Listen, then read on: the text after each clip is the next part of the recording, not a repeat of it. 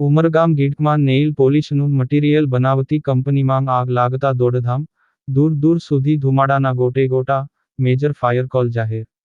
Umargam ગીટના દેહરી road ઉપર જે કે લાઇફ સ્ટાઇલ નામની કંપનીમાં અગમ્ય કારણોસર ભયંકર આગ ભભૂકી ઉઠી હતી, જેથી કંપનીના કામદારોમાં દોડધામ મચી ગઈ હતી.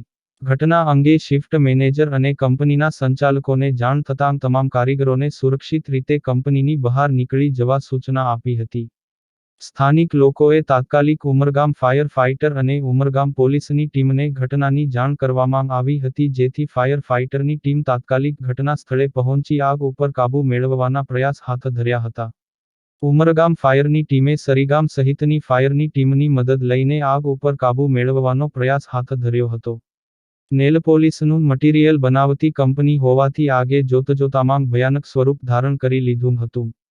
આગની ઘટનાની ગંભીરતા જોઈને ઉમરગામ ફાયરની ટીમની સાથે સરીગામ સહિતની 3 ફાયરની ટીમો ઘટના સ્થળે પહોંચી હતી.